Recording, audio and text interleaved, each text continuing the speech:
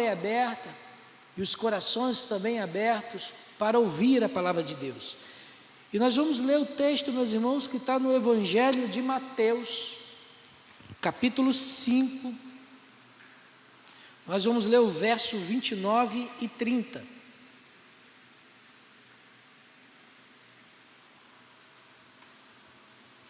Mateus, Evangelho, segundo escreveu São Mateus, capítulo 5, verso 29 e verso 30, que diz assim: se o teu olho direito te faz tropeçar, arranca-o e lança-o de ti, pois te convém que se perca um dos teus membros, e não seja todo o teu corpo lançado no inferno.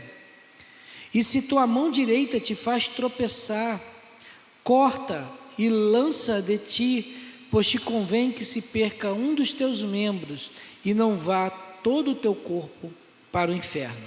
Vamos ler novamente os dois versículos. Se o teu olho direito te faz tropeçar, arranca-o e lança-o de ti, pois te convém que se perca um dos teus membros, e não seja todo o seu corpo lançado no inferno. E se a tua mão direita te faz tropeçar, corta e lança de ti, pois te convém que se perca um dos teus membros, e não vá todo o teu corpo para o inferno.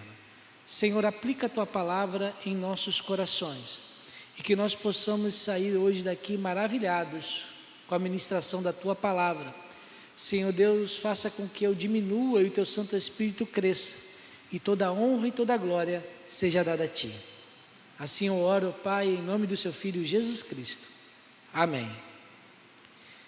Meus irmãos, esse texto segue o Sermão do Monte. O Senhor está avançando na sua ministração, na sua pregação, nesse dia tão memorável, nesse momento tão específico do seu ministério, onde ele abre um dos maiores e mais lindos sermões que nós temos na Bíblia.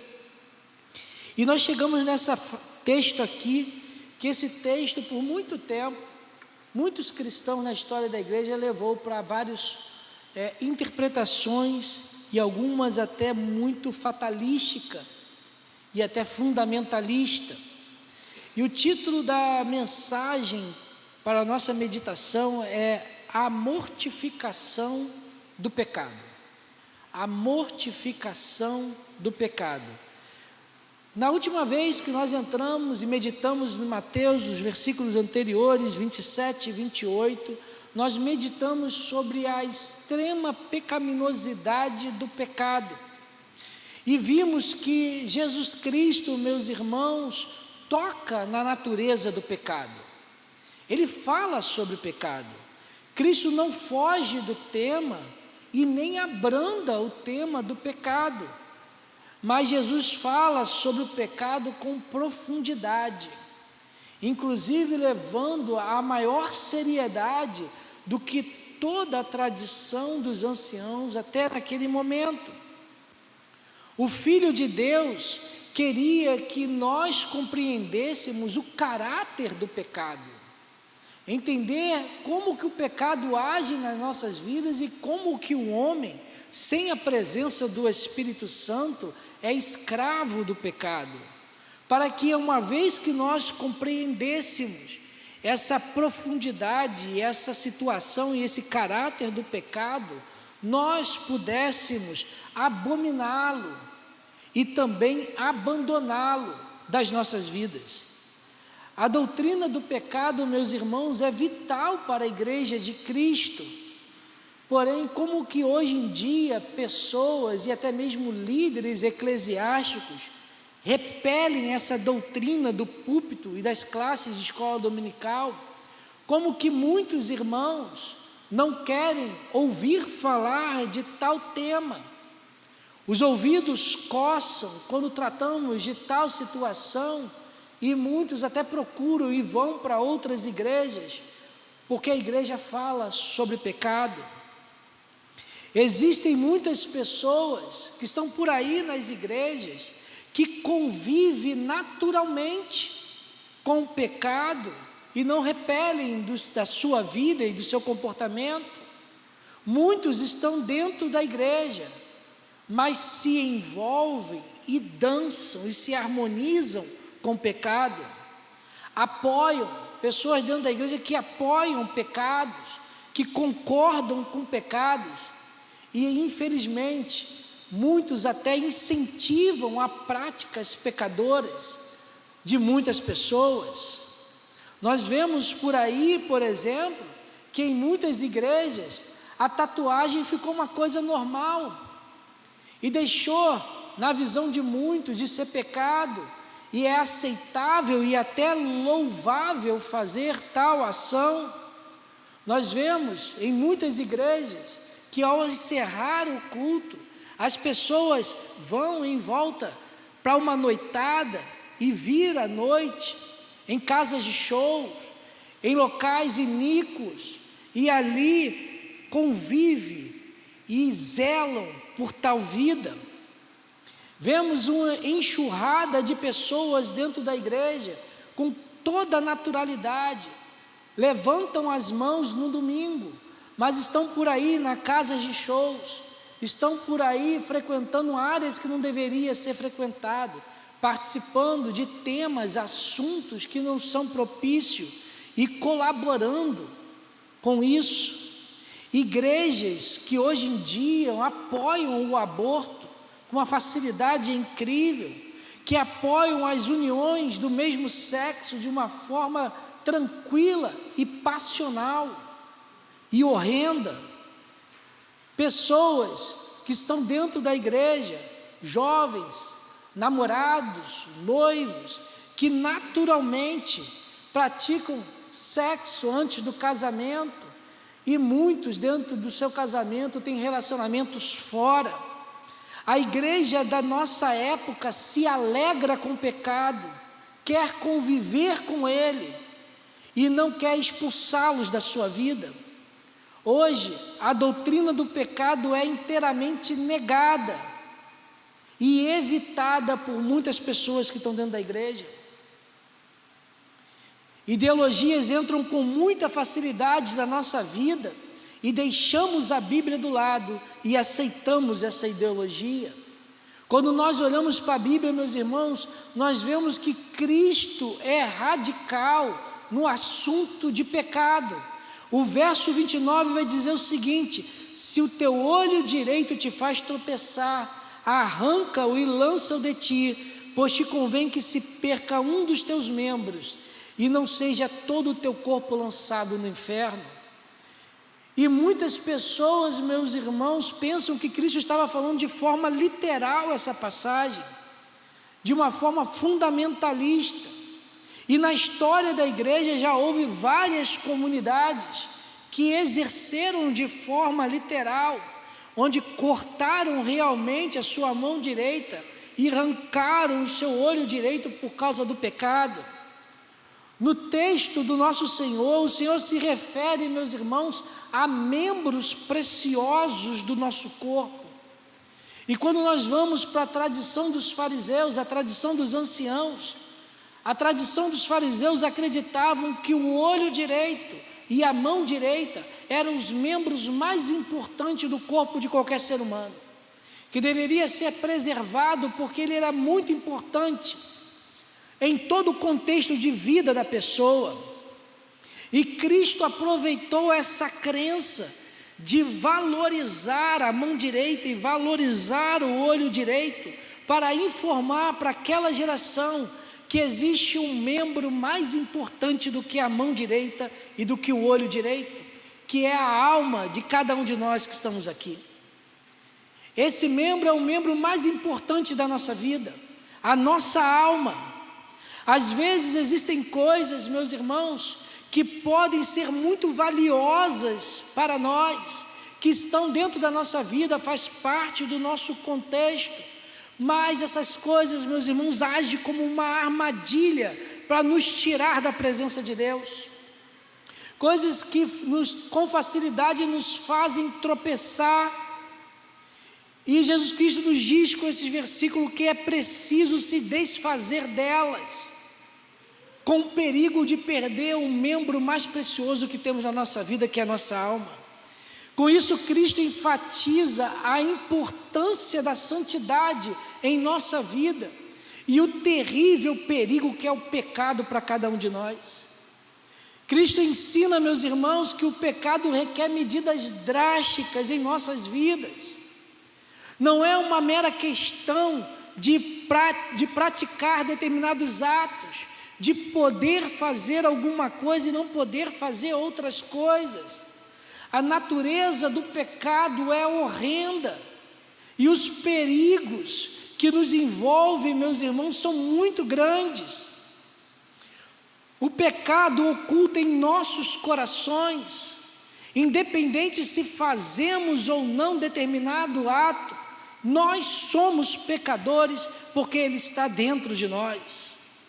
Um poder maligno que reside em nossa natureza, que nos impulsiona a todo momento a desagradar a Deus. Só o venceremos a partir de um tratamento radical em nossas vidas. Se não for dessa forma, meu irmão e minha irmã, nós perderemos e ofenderemos ao nosso Deus. O pecado é um problema que deve ser enfrentado em nós.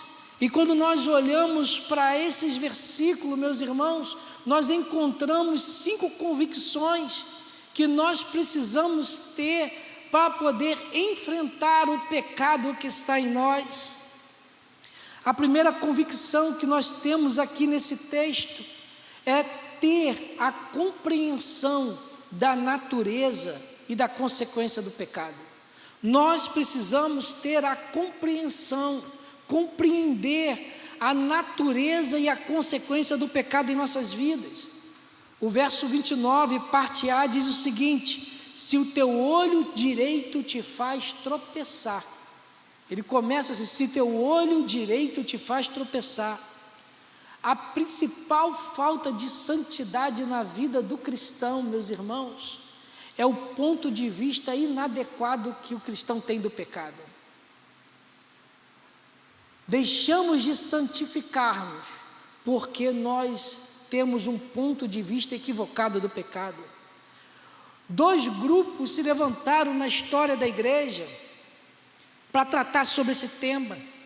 Um grupo que é chamado de nomianistas. Esse grupo valorizava a lei e as listas de pode e não pode. Pode fazer isso, não pode fazer isso. Que é muito voltado para uma ação muito judaizante. E o outro grupo era o antinomianistas, que de contrapartida recusava tudo que era lei.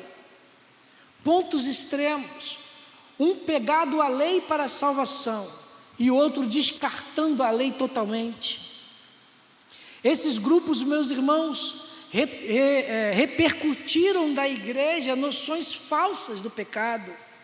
O pecado não é somente uma força externa que leva o homem a pecar, não é um anjinho bom num ombro e um demôniozinho no outro ombro que faz a pessoa fazer certo ou errado.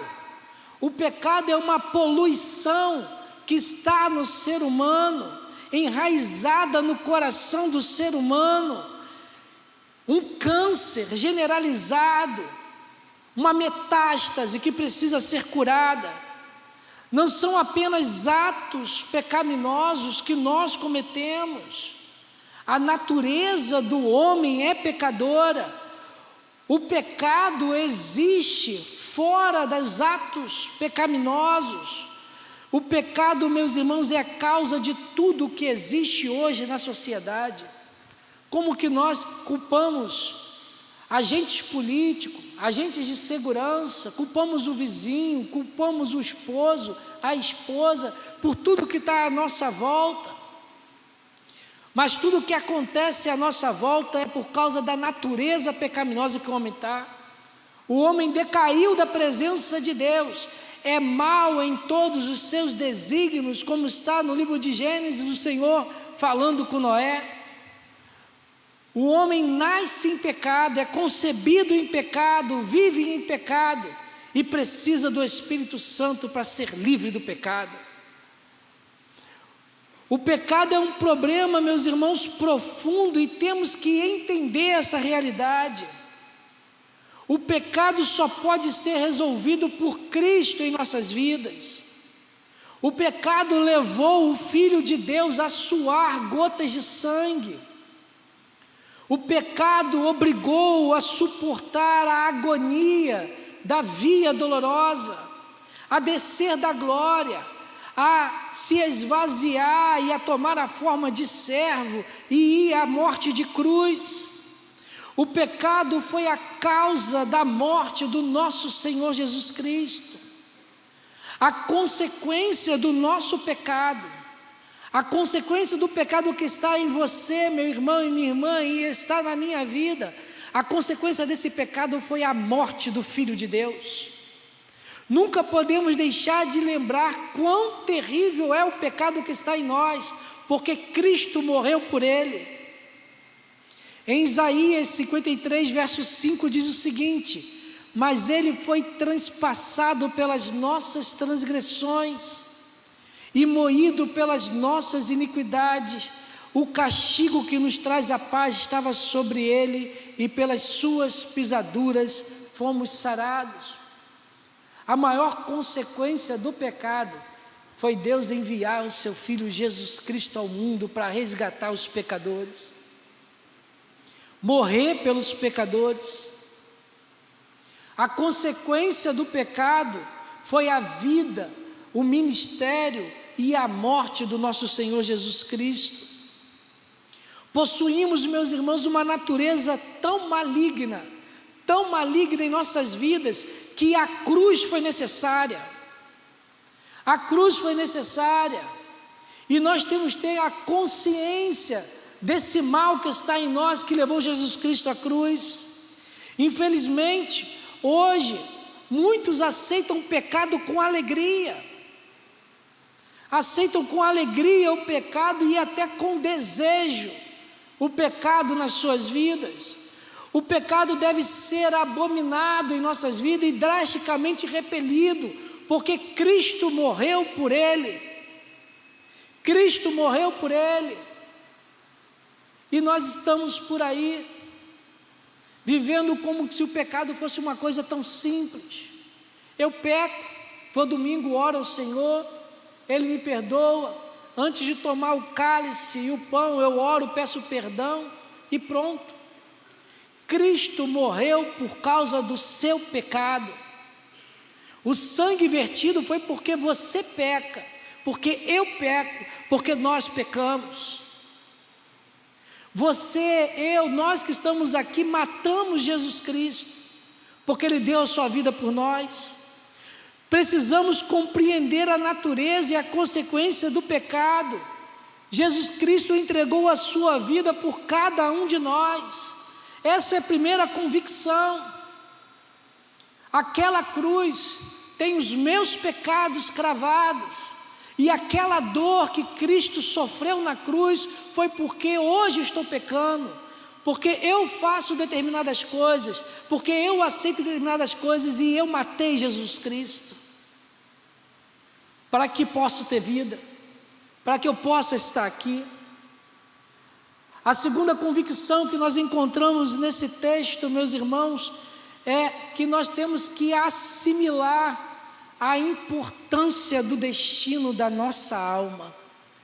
Nós temos que assimilar em nossa vida, no nosso cotidiano, em cada momento, o destino da nossa alma, a importância desse destino. Verso 30, parte B, diz o seguinte: pois te convém que se perca um dos teus membros, e não vá todo o teu corpo para o inferno. Meus irmãos, Jesus Cristo proferiu essa fala duas vezes, no verso 29 e no verso 30. Isso nos diz que o Senhor colocou de forma enfática, de uma forma urgente para cada um de nós. A alma é mais importante do que o olho e do que a mão direita. Existem muitas coisas nesse mundo, meus irmãos, que são coisas boas, que são coisas corretas, que são coisas proveitosas. O nosso trabalho, a nossa família, as nossas amizades, a igreja onde nós frequentamos, as férias que nós tiramos, as saídas para ir em determinados lugares, o convívio social, a faculdade, os cursos, as pós-graduação são boas, corretas e proveitosas, mas nenhuma delas é tão importante quanto a sua alma. Nenhuma delas é tão importante quanto a sua alma. Muitas dessas coisas se tornam armadilhas para a nossa alma e nos tira da presença de Deus. É preciso pô-las de lado no seu devido lugar e ser firme e constante na presença do Senhor. Tudo que é prejudicial à sua alma deve ser colocado em segundo plano, colocado de lado. Meus irmãos, isso não significa que o crente deve odiar as pessoas, de não estar em convívio com as pessoas e sair da sociedade, como foi feito no pensamento dos monastérios. O amor ao próximo é um dos maiores mandamentos que nós temos na Bíblia. Amar a Deus e amar ao próximo, o maior mandamento. Tudo consiste em abusarmos das coisas e colocá-los na posição errada em nossas vidas. Creio que já ouviram falar daquele termo de roleta russa, onde que muitos jovens já brincaram com isso e deram muito mal com essa situação de colocar uma bala no tambor do revólver e rodar ele e disparar na cabeça para ver se acerta ou não, com a munição ou não. Quantos jovens perderam a vida com essa brincadeira? Mas às vezes nós fazemos roleta russa com a nossa alma, colocamos o pecado dentro da arma e puxamos na nossa cabeça para ver se a gente cai ou não, para ver se a gente vai para a eternidade ou não, se conseguimos vencer ou não. Fazemos roleta russas com a nossa alma. Meus irmãos, qualquer coisa que milite contra a nossa alma, qualquer coisa que milite contra a nossa salvação, deve ser caracterizado como nosso adversário. A nossa vida inteira precisa ser examinada, analisada.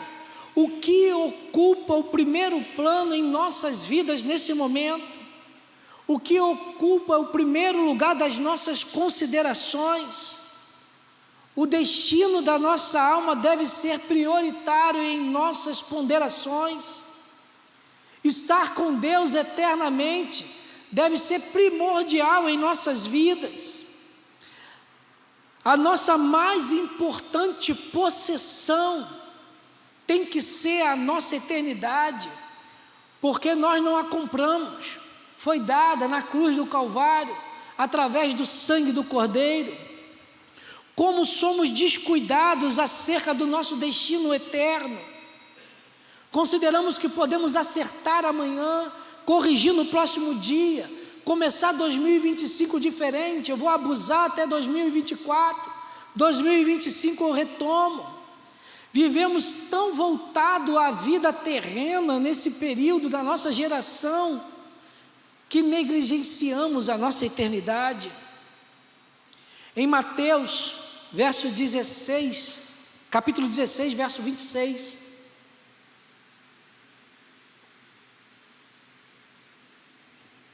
Mateus, capítulo 16, verso 26, diz o seguinte: pois que aproveitará o homem se ganhar o mundo inteiro e perder a sua alma? Ou que dará o homem em troca da sua alma? Meus irmãos, nada pode interpor-se entre nós e o destino eterno das nossas almas. O que estiver servindo de tropeço deve ser arrancado. E não adianta olhar para o irmão do lado, não adianta pensar se aquele irmão estivesse aqui. Todos nós precisamos ter esse pensamento. O que está servindo de tropeço para a nossa alma nesse momento? e ser arrancado. Em Mateus 6, 21 vai dizer o seguinte: porque aonde está o teu tesouro, aí estará também o teu coração. O mais importante nesse mundo é nos preparar para a eternidade. A cada dia preparado para a eternidade que se seguirá. E poder, no limite do nosso preparo, começar a vivenciar a eternidade agora, neste momento. Todo o resto é secundário em nossas vidas. Todo o resto é secundário. Isso não diminui, meus irmãos, a importância da nossa vida nesse mundo. Não é para diminuir a importância do que nós temos e do que nós vivemos nesse mundo, mas é simplesmente ter uma vida plena com Deus, de tal forma que a eternidade já está em nós. E as pessoas contemplam essa eternidade em nossas vidas. Nós precisamos assimilar a importância da alma e do seu destino nas nossas vidas. A terceira convicção que nós encontramos nesses dois versos aqui que nós precisamos ter para poder enfrentar o pecado é a abominação do pecado. Verso 29, parte B, diz o seguinte: pois te convém que se perca um dos teus membros e não seja todo o teu corpo lançado no inferno. Meus irmãos, é preciso fazer de tudo que estiver ao nosso alcance para destruir o pecado que está em nós. Nós precisamos ser treinados a cada dia pelo Espírito Santo para que odiemos o pecado que está em nós. No século 17, século 18, o movimento puritano da Inglaterra e da Holanda, meus irmãos, buscavam compreender a ação do pecado na vida do homem. E depois de entender sobre a ação do pecado na vida do homem, eles lutavam para que essa ação não fizesse parte das suas vidas.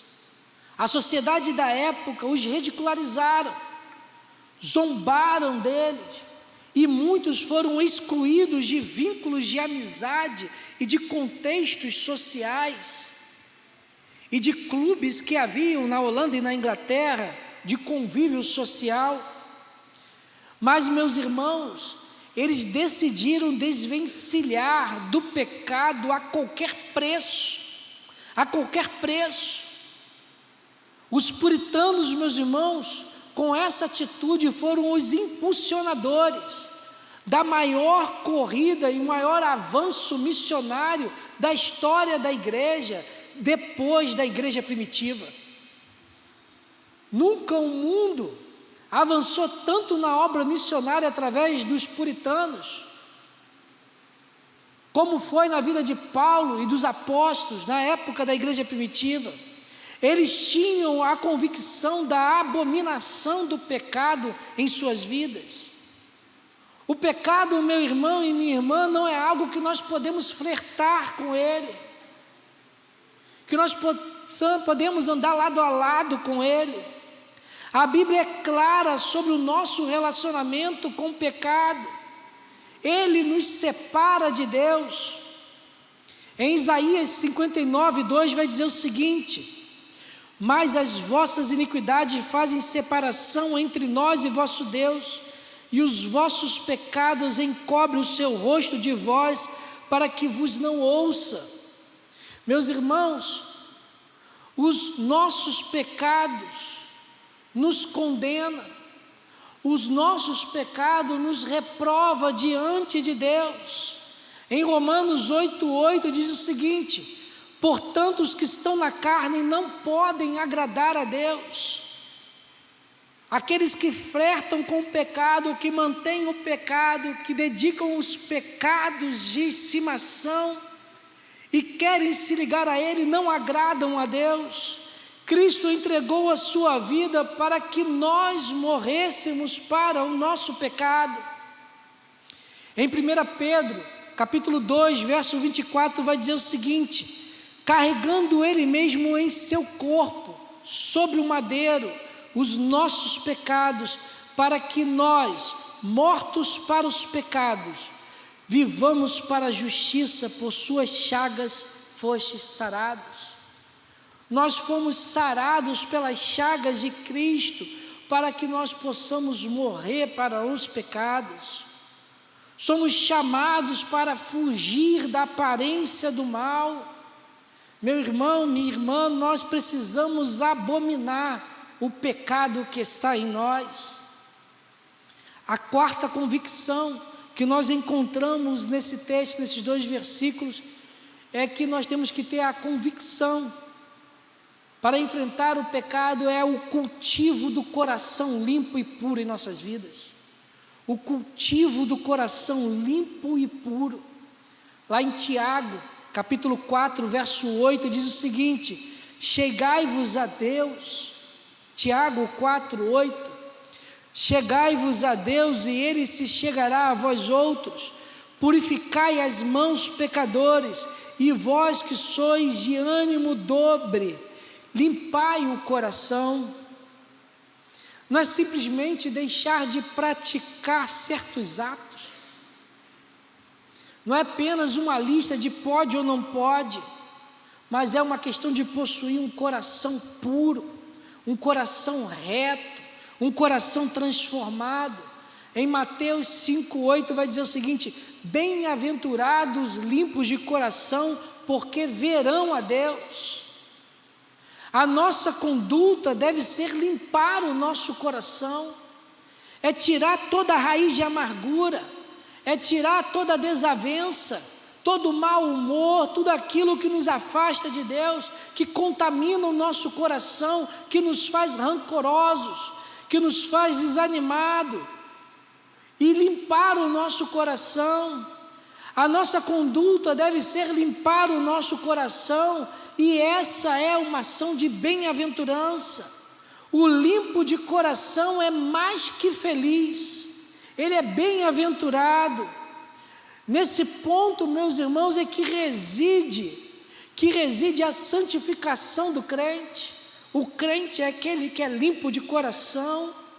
É nesse ponto que os frutos do Espírito começam a demonstrar no cristão, que as características do fruto do Espírito aparecem. Ser limpo de coração. O princípio bíblico para o cristão, meus irmãos, é ser habitante do céu e não parecer como um habitante do céu. Nós fomos chamados para ser habitantes do céu e não ter um estereótipo que aparenta ser um. É no interior do nosso coração. Em Salmo 33, do verso 13 ao 15. Salmos 33, do verso 13 ao 15.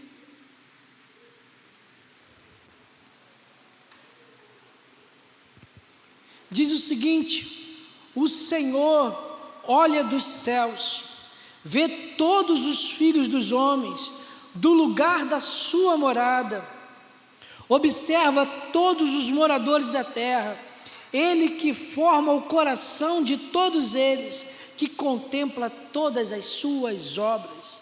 Meu irmão, minha irmã, Deus analisa todo o nosso coração. Não há nada em nossa vida que está oculto a Ele. Nós analisamos a aparência, nós vemos aquilo que é demonstrado em nós, mas o nosso Deus vai no profundo do nosso coração e conhece o que está lá dentro, coisa que ninguém vê, coisa que o seu esposo, a sua esposa não consegue ver, o Senhor contempla. Estamos, meus irmãos, sem nenhuma proteção diante de Deus, e Ele sabe quem nós verdadeiramente somos. Antes de tudo, devemos ter um coração limpo em nossas vidas, ter um coração igual de Cristo, não ter mágoas, não ter maldições, não ter inimizades, que desconhece a amargura, que desconhece a inveja, que desconhece o ciúme, que desconhece o ódio, mas cheio do Espírito Santo, que transborda de paz, um coração que se caracteriza pelo amor de Deus derramado na cruz por nós. Esse é o nosso padrão, é dessa forma que temos que agir. Ninguém gosta de sondar o próprio coração, de fazer uma análise profunda no coração. Muitas vezes achamos que atingimos o alvo. Eu sou a pessoa, eu sou o cara, eu sou o homem de Deus, a mulher de Deus. Se não colocarmos os nossos corações no banco dos réus, nós falhamos. Precisamos cultivar um coração limpo. Nós precisamos cultivar um coração limpo e puro em nossas vidas. E a quinta e a última convicção, meu irmão e minha irmã, é a diligência da nossa parte para a mortificação do pecado. É a diligência da mortificação do pecado. Meu irmão, minha irmã, esse assunto é muito importante para nós. Esse ponto recai em nós, em nossas vidas, com a ajuda do Espírito Santo. Em Romanos 8,13 vai dizer o seguinte: porque se vivermos segundo a carne, caminhais, pois se viverdes segundo a carne, caminhais para a morte, mas se pelo Espírito mortificardes o efeito do corpo, certamente vivereis. Não podemos viver segundo a carne. Nós, meus irmãos, podemos até viver segundo a carne, ou não viver segundo a carne. Se o nosso percurso está segundo a natureza carnal das nossas vidas, o nosso caminho é de morte.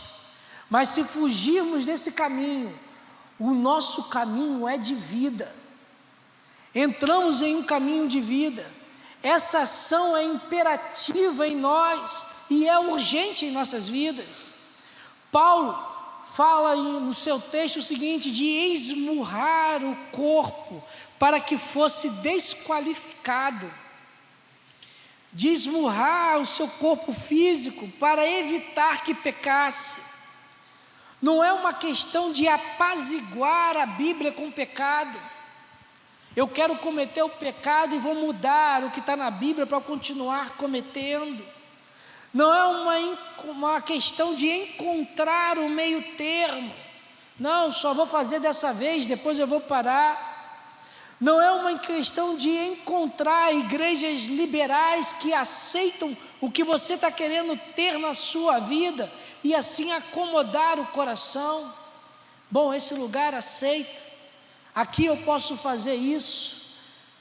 É preciso dizer não para o pecado, é preciso dizer não para as práticas pecadoras, é preciso dizer não ao que nós estamos cometendo. Cristo estabelece uma ação radical.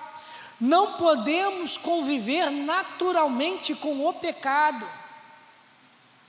Não pode ser algo natural.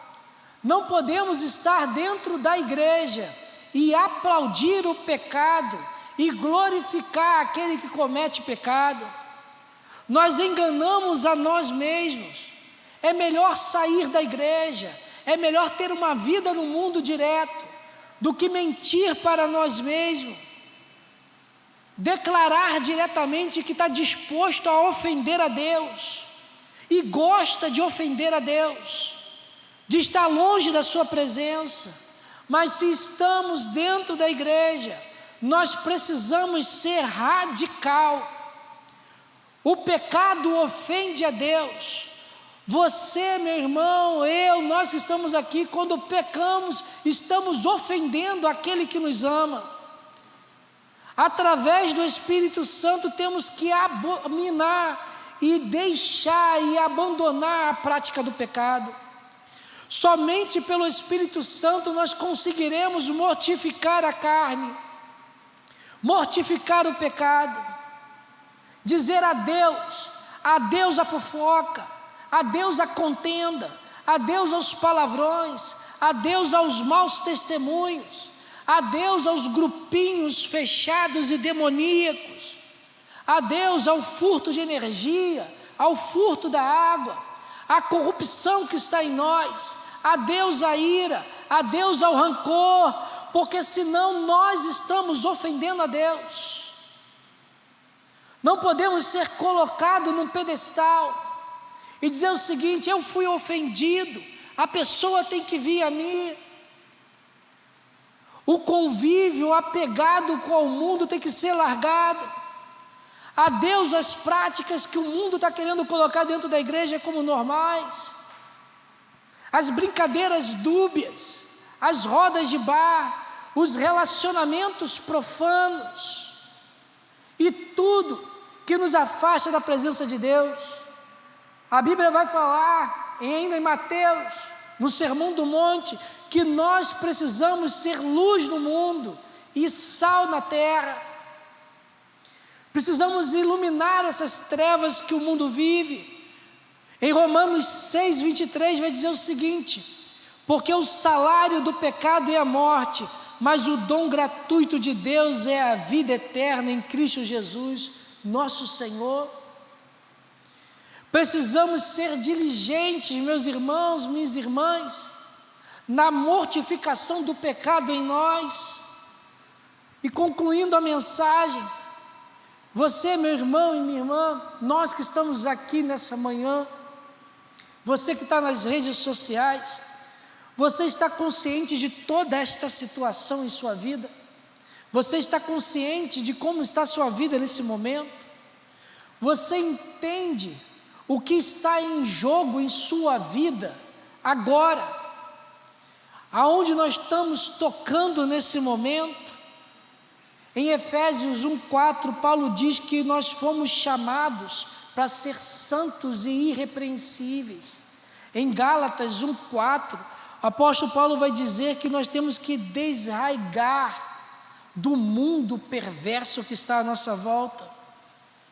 Em Tiago 2,14, ele vai nos dizer que Cristo veio ao mundo para purificar. Vou repetir: Deus veio ao mundo para purificar um povo exclusivamente seu. Para que isso aconteça em nossas vidas, para que isso aconteça na sua vida, meu irmão e minha irmã, a sua alma, a sua vida, tudo o que você faz tem que estar diante da presença de Deus. Para que isso aconteça, é necessário que você mortifique o pecado em você, que nós mortifiquemos o pecado em nós. Menos do que isso, nós somos reprovados. Menos do que isso, somos reprovados diante de Deus. Uma missão que necessita sempre do Espírito Santo em nossas vidas, porque pelas nossas próprias forças falharemos. Temos que pedir auxílio a Ele, para ser diferente de nós mesmos e semelhantes a Cristo. Se não tivermos a ajuda do Espírito Santo, nós vamos fazer um falso testemunho. Seremos apenas um estereótipo de vidas santas. Somente pelo Espírito mortificaremos o efeito do pecado e assim viveremos. Em Salmos 51:10, Davi, depois do pecado que cometeu com Betseba, ele escreve o Salmo 51:10 e declara ao Senhor: cria em mim, ó Deus, um coração puro e renova dentro de mim um espírito inabalável. Peça ao Senhor nessa manhã: Senhor, cria em mim um coração puro. Senhor, cria em mim um espírito inabalável. Ajuda-me, Pai, nos meus pontos fracos, naquilo que te entristece, poder vencer essas ações. Que possamos construir um coração liberto para amar, sem ter limite. Ser uma pessoa quebrantada pelo Espírito Santo, um vaso na mão do oleiro. O nosso maior anelo, o nosso maior desejo deve ser somente um, todos os dias: ser um homem, ser uma mulher, segundo o coração de Deus. Aquele que começou a boa obra, há de aperfeiçoar até o dia do nosso Senhor. Filipenses 1:6. Cria em mim, ó Deus, um coração puro. Cria em mim, ó Deus, um coração reto. Cria em mim, Senhor Deus, um coração igual do seu Filho Jesus Cristo. Vamos louvar o Senhor?